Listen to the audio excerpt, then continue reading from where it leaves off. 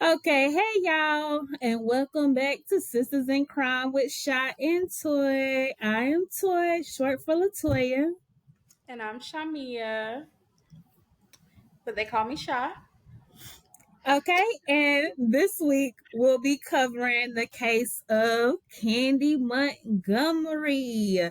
If y'all are familiar with that, you may have seen a couple films or something that's kind of depicts what happened in this case. I know one series is on Hulu. It's called Just Candy, and it stars Jessica Biel.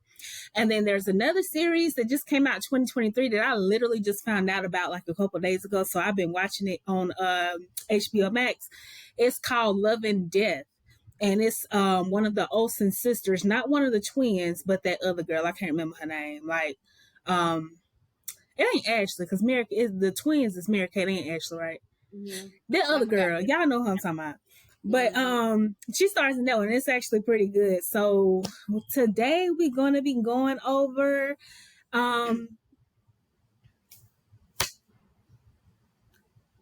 I just Candy, love but some ain't nothing sweet. Her name Candy, but ain't candy, nothing sweet. but ain't nothing sweet. Okay, so I spaced out. Excuse me, Me y'all. too. So, and I'm sorry if I'm sniffling. I don't know what's going on with my allergies. Whatever. I've taken Claritin. I'm taking Flonase. Bear with me, y'all. Okay, so we're gonna start out with the background. So Candy Montgomery was born in 1951 in Lucas, Texas. Well, I'm gonna say either 49 or 51 because Wikipedia reports 1949. Other sources said 1951. So somewhere between that. She was raised as an army brat, so she moved around a lot from one military base to another. She didn't have the best relationship with her mom. There's reports of like some abuse going on there. And other than that, there's not a whole lot of detail or accounts on her upbringing besides what she's told, and that's pretty much the information she's put out there. So as an adult, she met a man by the name of Pat Montgomery. This is while they were both working at Texas Instruments. So she was working there as a receptionist, and Pat was an electrical engineer. So the two started talking, started dating, and then eventually they married and bought a home in Wiley, Texas. So quite naturally, as the saying goes, first comes love, then comes marriage. Then came Candy with a baby carriage. So they had a baby by the name of Jenny in 1973. And then the next year, the following year, they had a son. His name was Ian. So they joined the First United Methodist Church of Lucas, Texas. And that is where she met Miss Betty Gore. So, from what I could gather on Betty was from Norwich, Kansas. She was described as like, very conventional. They said she was pretty, but just an innocent girl. Now, while she was she was a teaching assistant in college, that's when she met Alan Gore. Now, Alan, on the other hand, I thought it was so funny because reports made sure to mention that man had a receding hairline, and I was like, "Why is y'all coming for my boy like that?" Because honestly, he needed to be come for. Because But it was unnecessary. I guess they really wanted to paint that picture that he was undesirable. yes, That's going to kind it of was shade. yeah, it was very much shade. I said, really? I said, was this a detail we needed to know? And I saw that in more than one place, wanted to mention his receding hairline. Like, And it must have been very prominent because, like, for them to emphasize that much, I said, "Oh, yeah, I was like, and the guy that plays him in Love and Death, yeah." he is his hairline ain't receding, but the man is ugly. Okay, so Okay. I guess that's what they trying to get across. That Allen was nothing, because I saw they were like, so when these two got together, they basically, so he was also an engineer, but he worked at Rockwell International. They married in 1970. Same thing. First comes love, then comes marriage, then came Betty with a baby care. So they had their first child, which was a daughter by the name of Alyssa, before they moved to Collin County. Now, what's crazy is that friends and family were like, well, we could see why Alan was stoked, to have Betty, but we have no clue why Betty chose Alan. Just I because his mean, and looks. And I'm like, they're right though. They're right. but just off of his looks alone, like, I don't think, okay, looks matter. Don't get me wrong. Yeah. Like, I don't want to, but I don't think it should. It, like, to me, it was seeming very shallow. Like, I mean, but I don't believe you should just marry someone off of looks or whatever, or like yeah. looks should be a reason to like completely deter yourself from someone who's really could be really good for you and you could be really happy. Mm-hmm. But I think more so, as we get on down to the case and then what he did and then all this kind of stuff, I think all that's being tied in, and Yeah. it's like where you don't have the face to be acting the way you To are. be doing what you doing, you is not that dude, sir. You are not that guy. You not that guy. Yeah, I guess that's what they trying to say with your receding hairline. Whew. Yeah, which like they were just like you don't have that. No, you. Yes, no. sir. Yeah. But, so now while they were I got off topic. Betty and Alan ended up joining the same church. And while they were at this church, their daughter, Alyssa, as well as the Montgomery's daughter, Jeannie, they became really good friends. Like, they were almost inseparable. They were described as best friends. Now, Betty worked as an elementary school teacher, but like her marriage to Alan was very like dull, boring, unsatisfied, sex when sex, and they actually had scheduled sex, no passion, so they both were just kind of going through the motions. Right. And with Candy and Pat, they had hit a plateau in their marriage as well. And Candy, she kind of is portrayed as like a free sexual being type person. So that was a problem for her. Like, Pat wasn't doing what he needed to do. There was no communication. So the two are, Candy, as well as Alan, were very unhappy in these marriages. But mind you, they had befriended each other because they attended the same church and their daughters were best friends. And another reason that kind of put a damper on the marriage between Betty and Alan is that Alan often traveled for work. So she would be very upset about being left alone. Everybody knew she was depressed. Like, everybody knew, like, mentally she had some things going on. Right. So all of that is set in the stage leading up to an affair. And we're going to let Sha jump right into that messiness. Just jump off the deep end. Let's just go. Let's just get into it. Because like we say just about every week, if men ain't got nothing, they got audacity. They got audacity. And then you ugly with audacity. So. Right. And you way back here with audacity. Sir. Oh, no. Okay. So Alan Gore reportedly like goes out of town a lot for work. So even though he goes out of town, he remains, in close contact with his wife. Y'all got to keep in mind, this is not the time where we have cell phones or anything like that. So, of course, he calls, and, of course, they talk a lot or whatever. They're married. They have kids. They're married, whatever, right? So, he goes out of town. So, here's the part that was confusing to me. He gets very suspicious and very alarmed because he couldn't get her on the phone. And I was like, during the time, there's no cell phones, and, you're out of town, like, why did you panic, So that was kind of striking to me. Well, the way they say is that he was never not able to get a hold of her. So he I kept get in it. contact habitually when he would be out of town because he knew Yeah. how she felt about him being out of town. Right. So that I think they almost had like a routine because they said that, that's not normal for Betty not to answer the phone when Alan calls. Like she's very much, housewife, got these two kids that well, got these kids at the house by myself. My husband is God knows where. Like I'm depressed, I'm sad. So he checked in regularly and she picked up that phone. So I think that's where they come to play it. Oh, okay. Because that's what I say in the time. I was like, I mean, I get like after so many attempts, maybe concerned, but he gets concerned. He thinks something is wrong, so he called one of the neighbors. Said, "Hey, can you go check on Betty? I haven't been able to get it on the phone." And sure enough, they go over there, and first thing they hear is a cry, and it's one of their kids crying.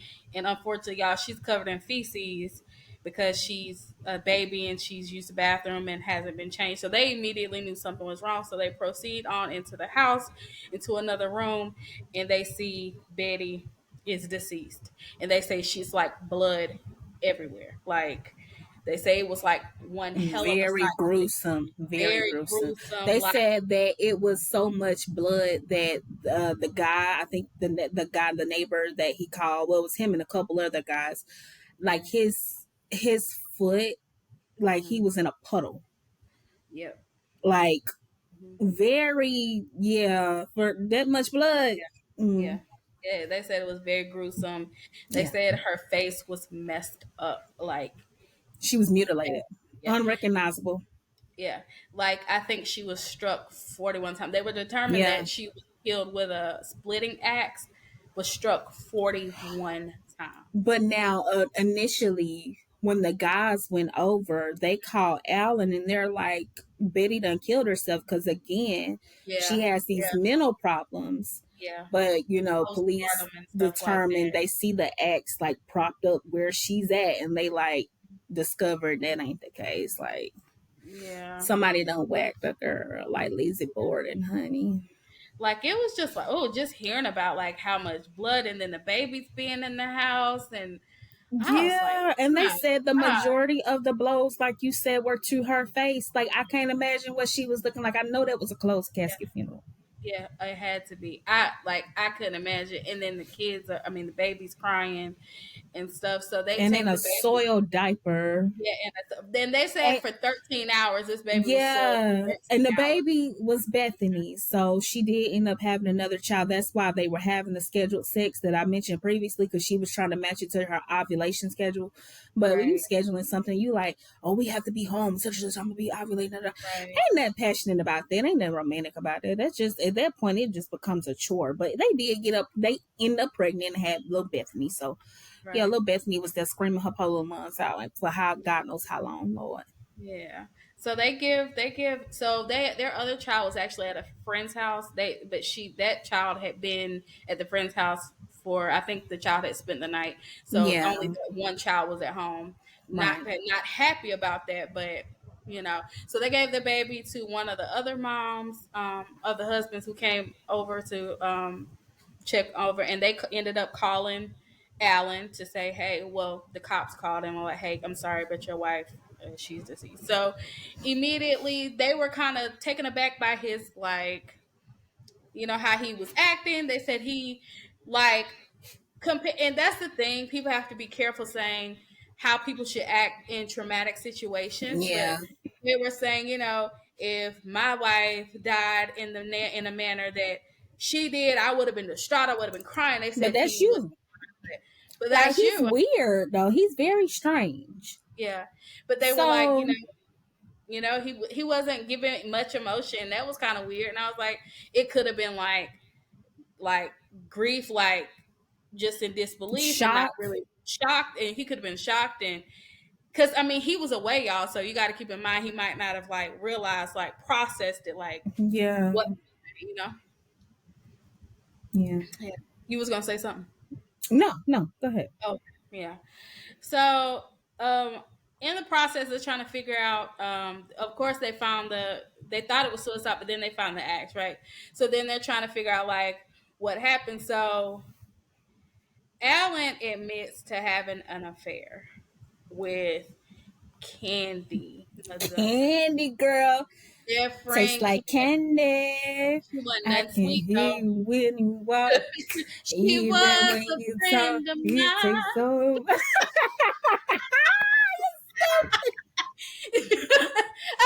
The whole time I was looking at this case, I thought about Kelly Price. She was a friend of I mine. know that's right. Oh my god! Like my friend. Now, I'm not 100% certain on is that a lot of places they'll refer to them as best friends. Yeah, However, I also was seeing that no, they were not best friends.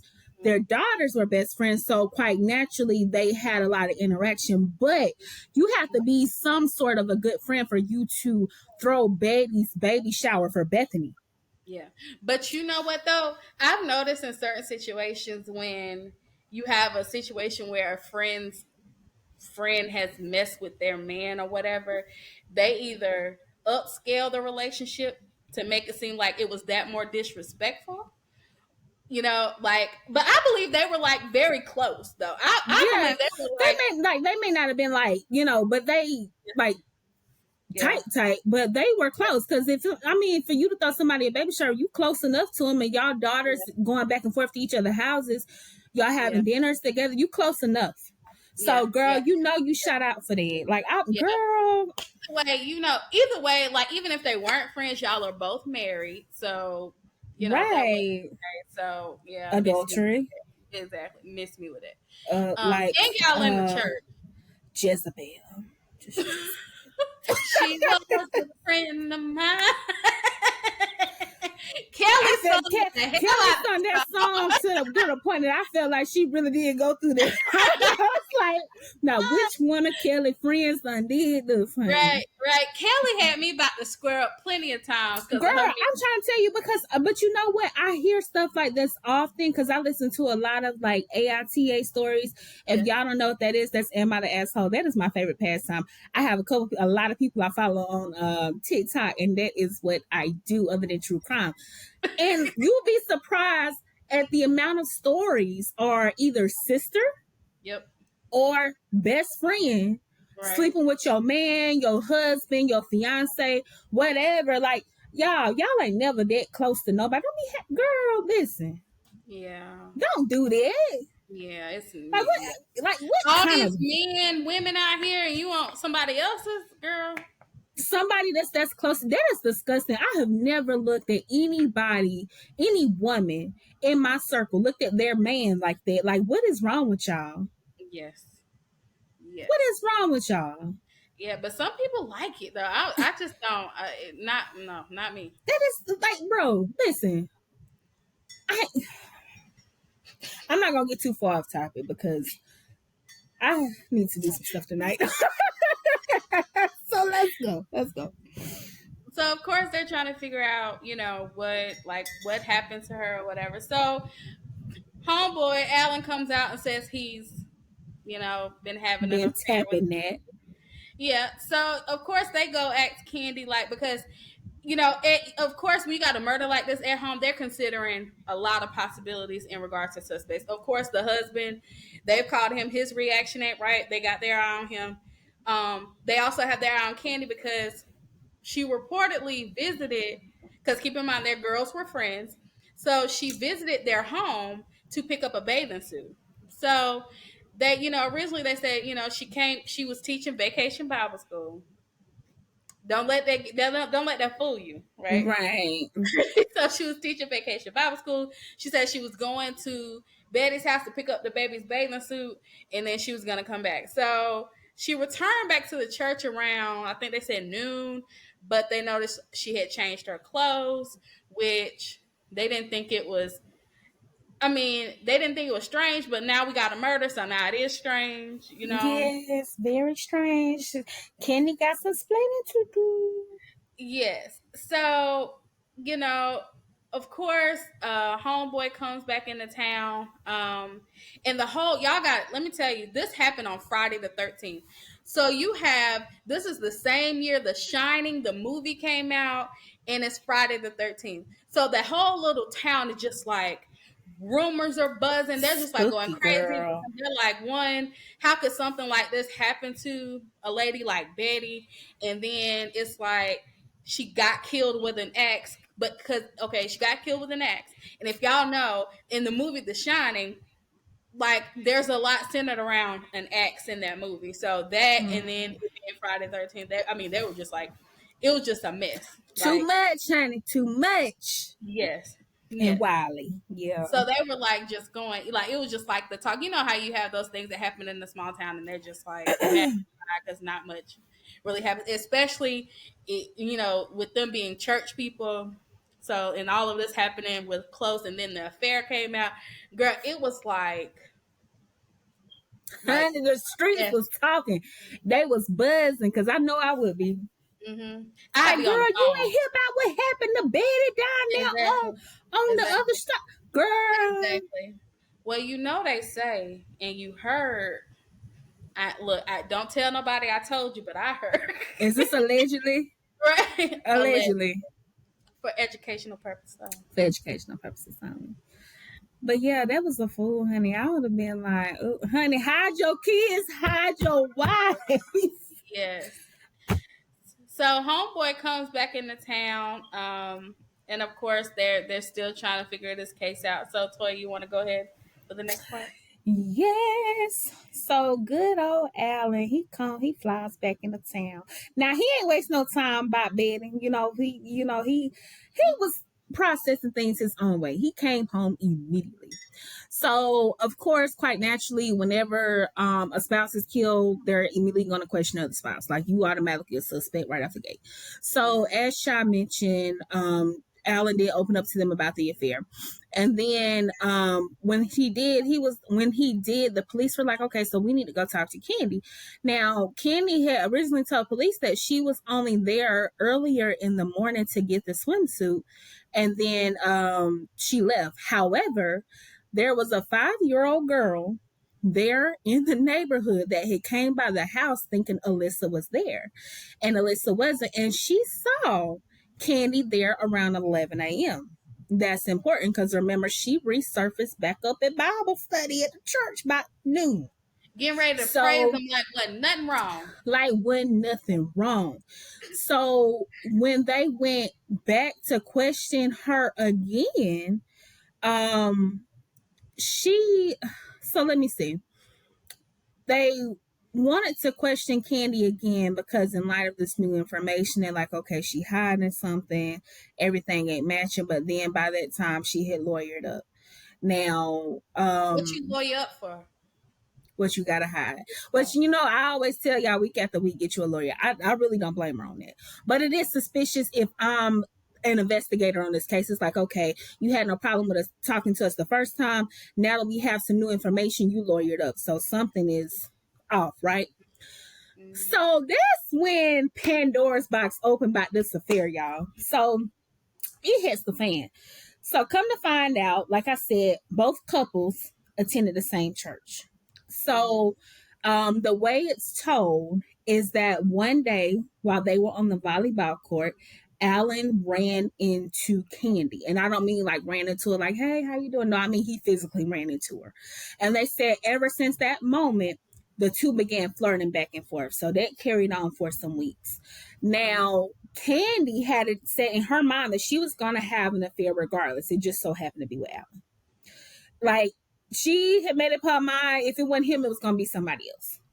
So she just quite came right out and asked him, like, hey, you interested in having an affair? You want to have an affair? Who bonds like that? Like, just casual conversation. And quite naturally, he was taken aback because he's like, so he didn't agree to it right off. But the two began communicating over the next couple of weeks a little more and more.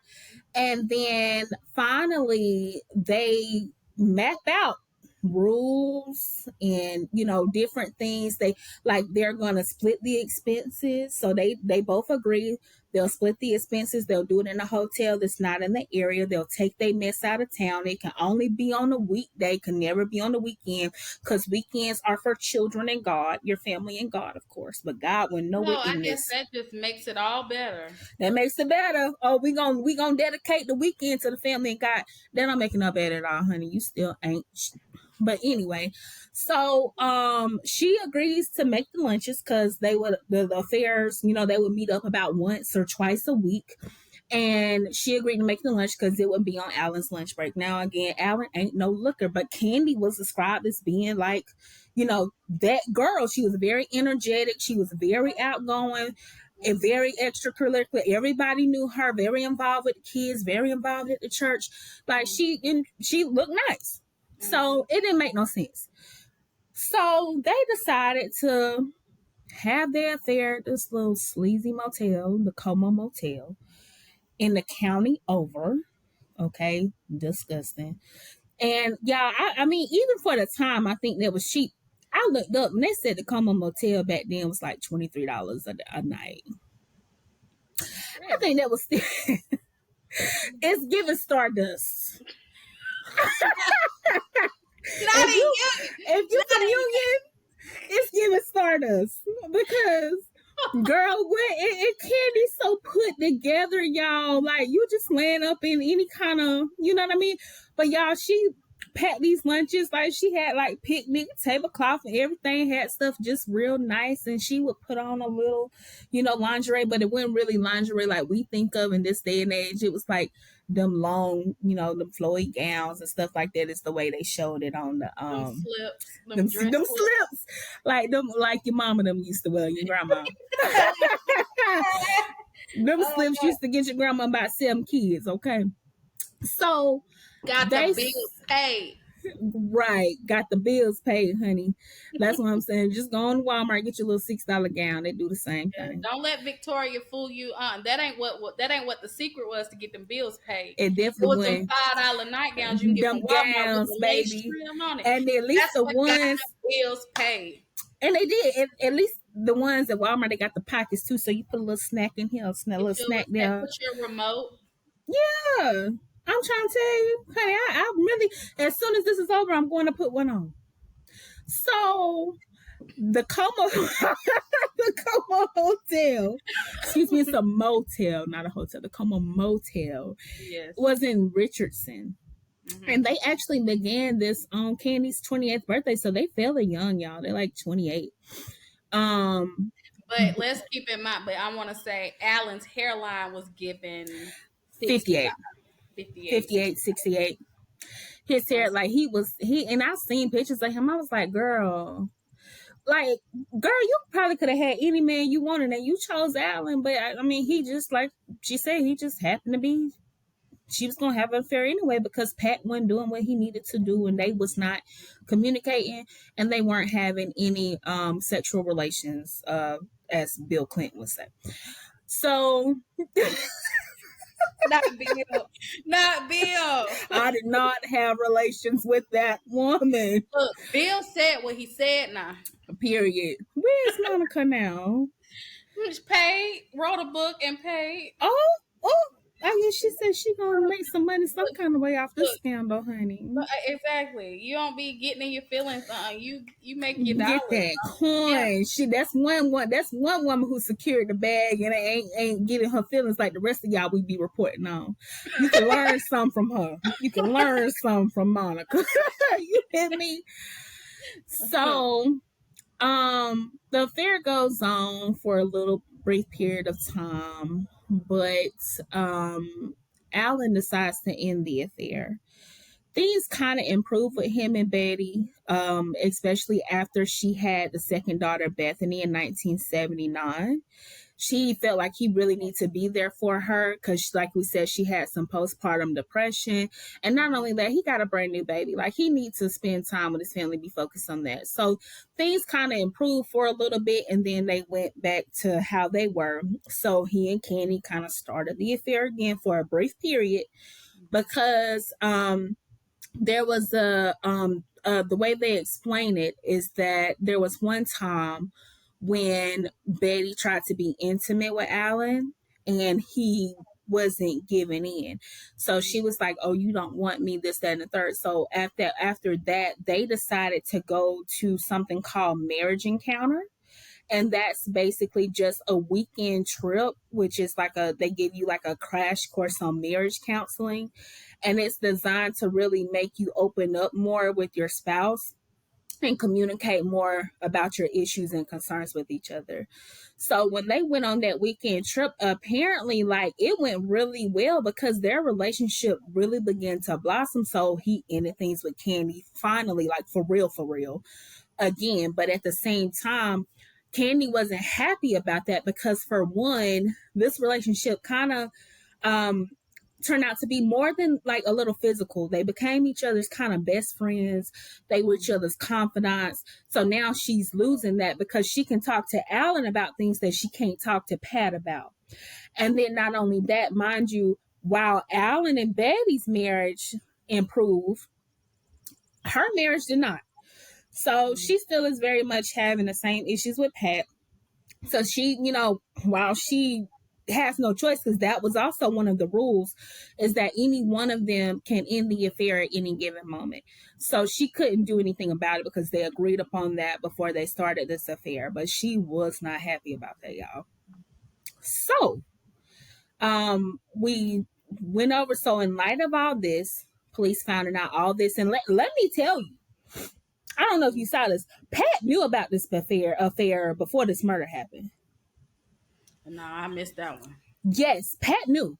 So Pat had confronted Candy and talked to her about it, and he was just like, "Is it over?" Like he was just wanting to make sure it's done, it's a wrap, it's finito. He ain't got to worry about it no more. But when he found out about it, it was months after the affair. So, but what I found was crazy. Usually as a husband, if you found out that not only your wife is cheating on you, but she's cheating on you with like a community friend or a church friend, would you not go pull up on that man? Yeah, but I'm gonna Would tell you you, not confront him and then tell his wife too? of course, but you know, I mean, it was crazy. Like I wasn't understanding it. Like you, and I think he found out because y'all. Now, mind you, they did all this to eliminate as far as the affair right now, rules and regulations, and doing it like in a whole nother town to prevent like a paper trail. But at the same time, they were writing each other letters and giving each other cards. why? And Candy, little silly stuff, kept them. So I believe that's how Pat found out. He found one of the letters But I'm that gonna tell you, Alan had wrote to her. sometimes some people just be sitting on information though. Like some people just be sitting, and maybe he had a plan, before all this took place. You I know, don't know. Like I can only sit on it for so long before it's really gonna build up inside me, and I yeah, have to say something, yeah, or something. But I have been in a situation where but I'm only gonna say something to my significant other, right, but or to whoever. I mean, they ain't even got to just be in a relationship to whoever the situation is regarding. right. Like I don't see myself like going to beat nobody down or nothing like that, but like men, like typically you see them Yeah, they outraged and typically, they get physical, like because yeah. the men are very territorial and possessive. Even if they So cheating, they even still, if they're cheating, they still will get with you as if yeah, you the one did something wrong. yeah. Done been there before, like, sir, bye. But it's like I don't know, y'all. So that was interesting, but they said so Candy, so all of this information is out now. The streets is talking. So Hmm. she was kind of became like the girl with the scarlet letter. Ain't nobody want to be bothered with her, like she had, the plague or something like that. Is how they was treating her. She became an outcast quite naturally because you a Jezebel girl. Hmm. So no one wanted to take her case. So she went to a fellow church member by the name of Dan Crowder. Mind you, he's not even a criminal attorney. I think he was like a personal injury lawyer. Hmm. And when they sat down, she told him she was like, I didn't do this. Like they're looking at me for this question. I didn't do this. And he said, he paused. He said, you absolutely did this. You absolutely did this. Like, he just came out and told her. And he was like, furthermore, if you want me to represent you, then you're going to admit to doing it and go turn yourself into the police station. That's what's going to happen if you want me to represent you, because no one else would take her case, because on the outside looking in, it appeared as if it was a slam dunk, guilty on all counts type of case. So ain't nobody have time for that. So as a result, she agreed. And then she turned herself in and was subsequently arrested on June the 27th and charged with Betty's murder. Mm-hmm. Now, what's also very interesting is that people who were in the prison with her, like the jailers, noticed that she had cuts on her toe, and then she had some bruises on her head. So they noticed that as she was changing clothes into her prison uniform. So that was important as well. So when it came down to the trial, her defense was like, we're not going to plead not guilty. We're just saying it was self-defense. Mm-hmm. Now, the details we're about to go into of what happened when Candy arrived to Betty and Alan's home to retrieve that swimsuit, this is, of course, by Candy's account, because Betty was not here to defend herself, or, there was only two people there, and one of them is deceased, unfortunately. Right. Okay. So do you want to go into her account of events? Mm-hmm. Okay. Yep. So her accounts was, of course, like we said initially in the beginning, she came to get the baby's bathing suit, right? So apparently, she says that Betty, they start arguing about the affair. She knew about the affair, and they started arguing. And she says that, of course, they start going back and forth physically and stuff. But she claims that Betty did something to kind of because, like we said earlier, she had kind of like a difficult childhood and she dealt with some abuse. So something Betty did, I think she like shushed She her or shushed something her. like that, and it made her kind of go back to a time where her mom abused her, and she said she just like blacked out Yeah. or whatever. And I was like, that's one heck of a blackout for That's you a to. hell of a trigger just for Right. someone to say You were shh. triggered like that for Like, somebody in just to say shh, you instantly black snap. out, and then you snap out of it, and then you have struck this woman 41 times in 41 the face. Well, times. a lot of places on her body, but primarily a lot of the blows were to her face. 41 times, and you blacked out. But that's what she said happened. That's what she said. I don't believe it. This is my opinion. I don't believe it. I think she was well aware. I think she was triggered and I think she was angry, but I don't know if she blacked out though. So I honestly feel like she did not go over there with the intention of killing Betty. I feel like No, she. no. So I think this was just something that happened in the moment. Now, it was definitely overkill, because Yeah.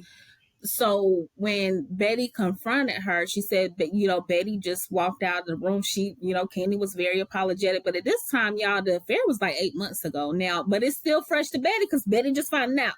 Mm-hmm. So, Betty just leaves the room. Like, Candy thinking she just going to go get a swimsuit. And Betty came back with an X. Like, my girl was like, yeah, I got your swimsuit for you.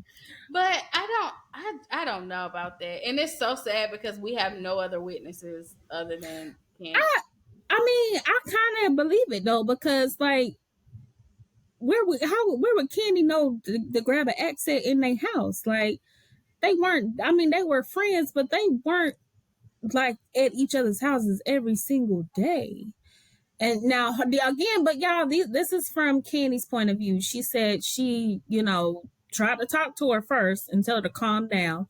Mm-hmm. And then Betty just became enraged and started swinging that axe at her some kind of way. Now that's how she got that cut on her toe. So Betty did end up like cutting her on the toe with the axe. Mm-hmm. And then some kind of way Candy was able to wrestle the axe away from her, away from Betty, and then she just went Yeah. batshit crazy. But the part that didn't really help her, with that whole self defense, because okay, well, if you were trying to protect yourself, you still struck this woman 41 times, right? But it Now, helped her. It helped her defense. Like, I mean, we're it helped gonna her talk about defense. that in a minute. I know it helped her defense, but what I'm saying is, which they tried in the court, they said, she could have fled the scene, right? She could have just left. And then even when you decide to fight back and defend yourself, you still struck this woman 41 times, which was overkill. Like, Yeah, it you could really have like was. struck her a couple times and left, and then it doesn't help. One of the kids were there and stuff like that. So Yeah, and you left that baby for hours, and you're a mother and supposed to be this good Christian woman, and you take care yeah, of the kids, and you're yeah, very active with the kids in your community, but you left a right. fresh baby in the cribs, like Mhm. crying for hours. But then also they found evidence that she had took her time and cleaned up and everything. You know what I Yeah, mean? Like whoever did it, they yeah, had cleaned up and stuff. And I was and like like, showered in the shower bathroom, and stuff like that and all that and stuff. then I would have been like, had that have been me, and I'm not ever doing this, but I'm saying I would not be able to be in that house. yeah, All that blood, like yeah. maybe she did have a thing where she was triggered because to be able to take a shower and change clothes after all that, no, I wouldn't be able to do that. And the And house would I have, feel like she was just because of her size. She was very small. yeah, And for her to do this, like they say, like when you snap or you black out, like you really get this burst of like, adrenaline from they say it's just like a mom saving her, picking up a car to save her child or something like that. You get this burst of adrenaline. And right. that's probably what contributed to it, because they never, like, police never suspected a woman did this originally, because like axes are heavy, y'all. I don't know if y'all picked up an axe, but who gonna pick up an axe and wheel it 41 times? I did the whack at not wax The axe axe throwing. throwing. Yeah, I did the axe throwing. Um, you can do like a little competition in Charlotte. I went. Mhm. Axes are very heavy, so Yeah, it took adrenaline to and she's like small. She's a very do small that lady, stuff. so it took adrenaline for her to do that. And I'm not excusing what she did at all. Like, girl, you is 41 times. Mm-hmm. Mm-hmm. But the thing, so what helped her? I feel like she would have went to jail had it not been for a psychiatrist. Mm-hmm. They brought a psychiatrist in out of Houston, Dr. Fred Faison, Mm-hmm. and he had previously, before this trial, put Candy under hypnosis. Now, when he put her under hypnosis, she ended up recollecting, memories of her mother shushing her as a child and the abuse she experienced, like Sha mentioned. And they said that he was able to testify in her defense that this happened as a result of her blacking out because she was triggered by childhood trauma. So I feel like that alone is what helped her case. Mm-hmm.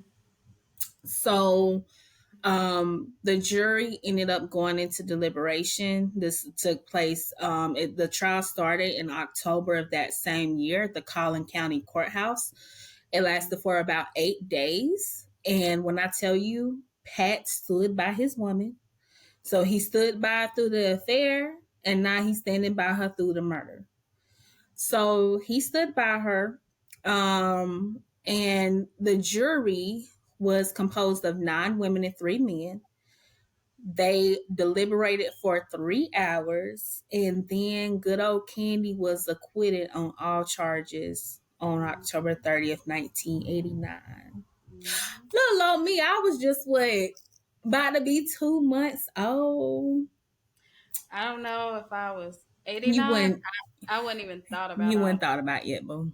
It was just me and Bev. that time. and finna be scooped in about two Yeah, more months after this. Don't worry no, about it, y'all. Papa was a Rolling Stone. Mind your business. that's a story So for that's, another time. yeah, we might do story time Right, right. in We the might. future. But Listen, yeah, she acquitted on all charges. So this is a little different from what we usually report on because all them people before have been found guilty. they went to Candy jail. got off scot free. But y'all, let me tell you, listen, but the community was not happy about this verdict, y'all. Like they were like she was It's walking out the door and they yeah, was like, screaming like murderer, murderer. right. Like Betty's father said, basically he made a statement or whatever. He was like, basically implying what she don't get on this side, She'll get on the next she'll get side. on the other side. And it was just, and it was just sad because he said we don't know what happened. We never know because it's between her and Betty. Betty and You Candy, know, and Betty deceased. yeah. But y'all, Candy is still alive.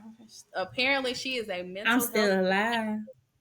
I'm I'm still still alive. alive. Yeah, she's still alive and she is free. She has changed her name. I am not going to give her last name. It is on like it's not a secret. It's on Google, y'all. I'm not gonna do it like We that. ain't gonna give her no clout. Right? But she's a mental health professional along with her daughter as well. Jenny. No, not Yeah. Jenny, Alyssa. No, that was Jenny. Alyssa was Betty's daughter. Jenny. Yeah, Jenny. And Yeah. So they had to move after this trial, like a couple months after the she Montgomerys. lives in Georgia, I think, Yeah, though. they packed up and moved to Georgia. They had to move because things were that bad around there. Hmm. So, but they ended Alan up is divorcing. So, yeah. Alan is still alive. Yes. but Alan is trash. Yeah. He and the thing is though, he moved on very quickly after all of this too. Like 2 to 3 months Yeah, after he the already had trial, he yeah. remarried, and I think he remarried like the pianist or the organ player at their church. So still dipping in your church. Yeah. Yeah. He was still, making his way around church. But what I did not like is that he did not take custody of his kids, the two girls, Bethany and Alyssa. Mm-hmm. He let Betty's mom and dad raise them. So they did not have a relationship with their father following this. They remember Bethany was a newborn, and Alyssa was very very young herself. So Mm-hmm. they didn't develop a relationship with this man until they were adults. But Alyssa, which is the oldest one, she recounts that she was like, my parents were going to get divorced eventually. Like it was inevitable. It was going to happen. Like if she didn't pay, if, hadn't been for Candy killing Betty, they would have gotten divorced. So things were that kind of tumultuous in their marriage. But now, like I said, like we said, Alan did marry very quickly, but he ended up divorcing that lady as well. So Mm-hmm. clearly you're the problem. Yeah, he is. He definitely is because he just, traveling around the church, getting Just this woman. going from one woman to the next, like you're disgusting. Yeah. That's not And what church is for. Church is not your playground. then you gave up the kids to her parents. They probably not probably they needed you. Like Yeah. just like your mom, they needed you too. But now, so Alyssa has spoke out. So the good thing is that they live normal lives. The two didn't go through like any, PTSD, trauma, or anything like that because they were so young at the time. They don't have that many memories of their mom. That's very unfortunate. I don't like that part of it. But they're living normal, healthy lives. So they're, not they weren't which like the previous one we reported on yesterday, where Mm-hmm. they were old enough to know what happened to their mom, with what was her name, not Susie but the Christina. So it wasn't anything like that. So I guess that kind of can be looked at as like the plus side of it. They were able to move on, but I just really felt really bad for Betty's family because they did not get any justice. And the way she's portrayed in these miniseries, I don't think it's fair to her either because they kind of portray her as just this emotionless, stoic, Mm-hmm. just like she's just there. And her family and friends said that was not who Betty truly was. But I guess they do that to kind of portray like or show the stark differences between her personality and Candy's. Yeah. but it's very dramatic. And they said she wasn't like that at all. Like, Mhm. R.I.P. Betty girl, you ain't deserve that boo. No, she didn't. She didn't deserve any of it. How her husband treated her, No. her being killed in such a traumatic way, none of it. But what was crazy, even though they were having the affair, neither of them wanted to leave their spouses. So I'm like, I'm not understanding. I Mm-mm. really don't. I don't get people that cheat. I never have, and I never will. So I don't get it either. I am never. just leave. I am in disbelief. Like I just don't understand. Just leave. No, no. And then now your mistress done killed your wife. Hmm. That's a bad look, sir. You already look bad enough. Yeah. Whew. But okay, do we have anything else to add this week? Nothing else. I don't think. Y'all, this is another. This, like she said, this is a different case with a different outcome. We rarely see cases where the outcome is the person is free. Mm-hmm. No time. Of course, I'm pretty sure she feels like she has to watch her back. Mm. Which is why she changed her name and all this kind of stuff. But I want to know how she's processing all of the recent mini series and Yeah. all of this stuff that's coming out I about. wonder if she getting paid for some of this. She better be. But She I don't better. like that. I don't either. I I don't bet. like that. I feel like Betty's family and Betty's children should get that money. Yeah, yeah. But who knows? I mean, the TV world can be. Crazy. Hmm. But yeah, so that's good old Candy in a nutshell. She can be found in Georgia. If you want to look her up, you go look up on your own time. I'm not gonna give that lady no more clout. I'm not giving her no. We're not giving her Um, no attention. no, No, at we're not. all. But I'm gonna finish watching Love and Death though. I have not watched that though. I'm gonna go watch it. It's good so far. It's good so far. I'm only like one episode in because I fell asleep on it, but I'm about to start back watching it here shortly. Okay. So, as always, meet us back next Thursday. We post episodes every Thursday between 1 and 2. If it ain't between that time, just know it's going to be on Thursday. So it's gonna be on Thursday. Um, We have like lives and we work. we do, we work, y'all. I got stuff going on. Sha got stuff going on. Like it's a lot of things. I just told my coworker that I said, honey, I got a lot of irons in the fire. Like the old folks say, a lot of irons in the fire. But we're going to get through this. We're going to get this thing down. So please follow us on YouTube at Sistas in Crime with Shot and Toy. That is also our name on Spotify. You can listen to us there, Sistas in Crime with Shot and Toy.